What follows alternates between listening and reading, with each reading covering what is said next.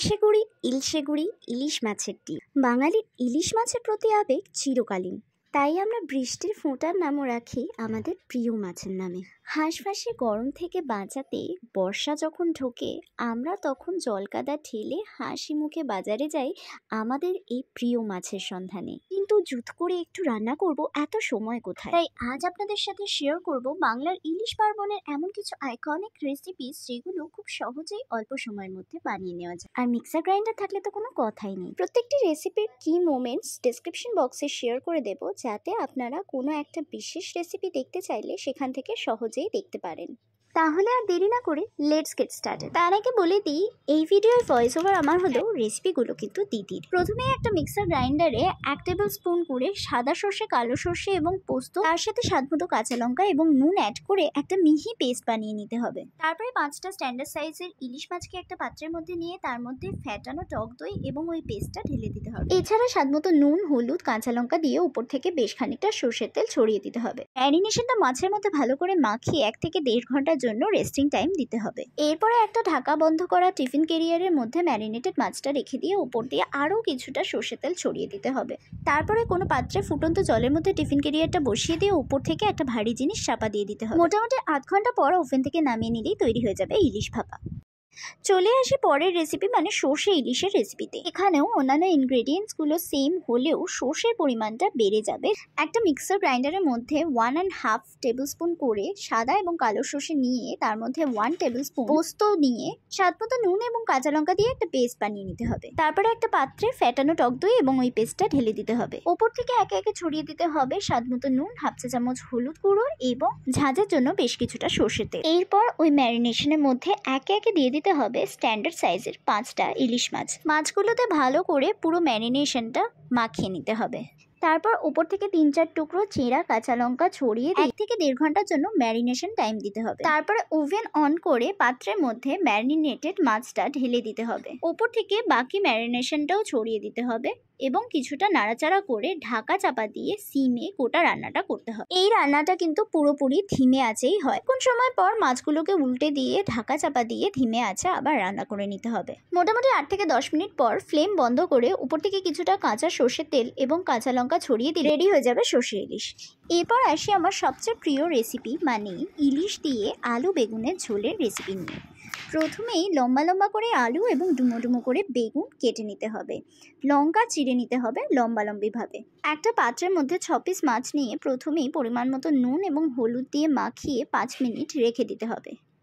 5 minute পর গ্যাসের flame on করে বেশ কিছুটা তেল দিয়ে তেলটাকে ভালো করে গরম করে মাছগুলোকে একে একে ছেড়ে দিতে হবে তেলের মধ্যে। মাছগুলো বেশ কিছুক্ষণ ধরে এপিট ওপিট করে হালকা করে ভেজে নিতে হবে। কিছুক্ষণ পর মাছে একটা হালকা বাদামি রং ধরলে একটা আলাদা পাত্রে ভাজা মাছগুলো তুলে রাখতে হবে। এরপর ওই একই মাছ ভাজা তেলে আরও কিছুটা সর্ষের তেল মিশিয়ে নিয়ে তার মধ্যে 1/2 টিস্পুন কালো জিরে এবং 2টো কাঁচা লঙ্কা ভেঙে দিয়ে দিতে হবে। ফোড়নটা কিছুটা ভেজে নেওয়ার পর তার মধ্যে আলু দিয়ে প্রথমে ভালো করে একটু ভাজতে হবে। তার মধ্যে বেগুনগুলো দিয়ে দিতে হবে। আলু এবং বেগুন বেশ কিছুক্ষণ ধরে ভাজার পর একে একে দিয়ে দিতে হবে হলুদ গুঁড়ো এবং নুন। আলু বেগুনের মধ্যে স্বাদমতো নুন হলুদ দিয়ে বেশ কিছুক্ষণ ধরে নাড়াচাড়া করবার পর পরিমাণ মতো জল ঢেলে দিতে হবে। আপনারা যে পরিমাণ ঝোল রাখতে চান সেই অনুযায়ী জল ঢেলে দেবেন এবং বেশ কিছুক্ষণ ফুটতে দেবেন, যতক্ষণ না আলু বেগুন ভালো করে সিদ্ধ হয়ে যাচ্ছে।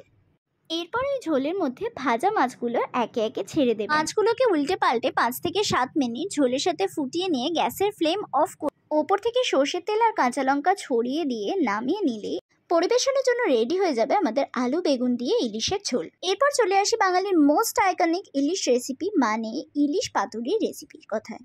একটা মিক্সার গ্রাইন্ডারের মধ্যে 1 টেবিল স্পুন করে কালো এবং সাদা সর্ষে নিয়ে 1/2 টেবিল স্পুন পোস্ত, 1-2টো কাঁচা লঙ্কা, স্বাদমতো নুন এবং অপশনালি 2 টেবিল স্পুন নারকেল কোড়া নিয়ে যতটা সম্ভব স্মুথ একটা পেস্ট বানিয়ে নিতে হবে। এবার একটা পাত্রের মধ্যে ফ্যাটানো টক দই এবং ওই পেস্টটা ঢেলে দিয়ে উপর থেকে একে একে হলুদ, নুন এবং পরিমাণ মতো সর্ষের তেল ঢেলে দিতে হবে।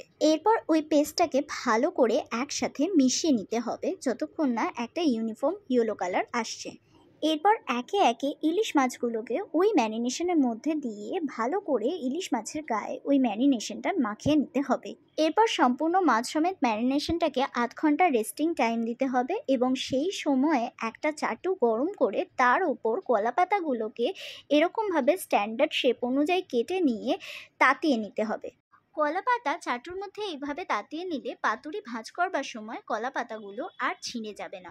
এরপর কলাপাতার মধ্যে একে একে কিছুটা ম্যারিনেশন এবং তারপরে মাছটা দিয়ে তার উপর দিয়ে কাঁচা লঙ্কা এবং বেশ কিছুটা সর্ষের তেল ছড়িয়ে দিতে হবে।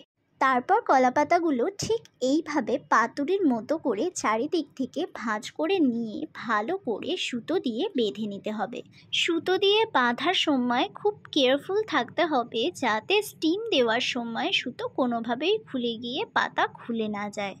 এটাই এই রান্নার একমাত্র সময় সাপেক্ষ স্টেপ। একবার সবকটা পাতুরি গড়া হয়ে গেলে গ্যাসের ফ্লেম অন করে তাতে একটা বড় দেখে পাত্রে জল ভরে চাপিয়ে দিতে হবে। তার উপর দিয়ে ঝাঁঝরির মতো কোনো একটা পাত্র এমনভাবে প্লেস করতে হবে যাতে ঝাঁঝরির ওপরে পাতুরিগুলোকে ভালো করে প্লেস করে উপর দিয়ে ঢাকা চাপা দিয়ে ভাপানো যায়। ঝাঁঝরিতে পাতুরিগুলো বসানোর আগে কিছুটা সর্ষের তেল মাখিয়ে নিতে হবে যাতে ঝাঁঝরির সাথে পাতুরিগুলো আটকে না যায়।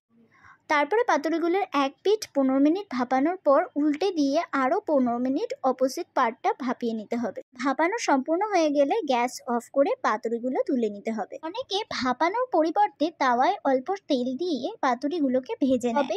ভাপালে কলাপাতার গন্ধটা ইনফিউজড হয় প্রপারভাবে। এরপর চলে আসে পরের রেসিপি, মানে ইলিশ মাছের মাথা দিয়ে কচু শাকের রেসিপি। প্রথমেই একটা কড়াইয়ে বেশ কিছুটা পরিমাণ মতো জল নিয়ে তার মধ্যে নুন দিয়ে টুকরো করে কাটা কচু শাকটাকে সিদ্ধ করে নিতে হবে।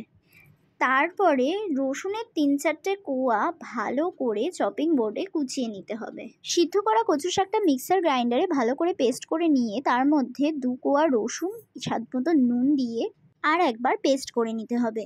তারপরে একটা কড়াইয়ের মধ্যে 2 টেবিল চামচ মতো সর্ষের তেল নিয়ে নুন হলুদ মাখানো মাছের মাথাটা ভালো করে সেই সর্ষের তেলে ভেজে নিতে হবে। বেশ কিছুক্ষণ সময় ধরে কড়া করে মাছের মাথাটা ভালো করে ভেজে নেওয়ার পর সেটাকে সরিয়ে আলাদা জায়গায় রাখতে হবে এবং ওই প্যানের মধ্যে আরও কিছুটা তেল নিয়ে তার মধ্যে রসুন কুচি এবং কালো জিরে ফোড়ন দিয়ে দিতে হবে। ফোড়নটা বেশ কিছুক্ষণ ধরে নাড়িয়ে চাড়িয়ে হালকা বাদামি করে ভেজে নিলে খুব সুন্দর একটা রসুন আর কালো জিরের গন্ধ বেরোবে। ঠিক সেই সময় মাছের মুড়োগুলো কড়াইয়ের মধ্যে অ্যাড করে দিতে হবে।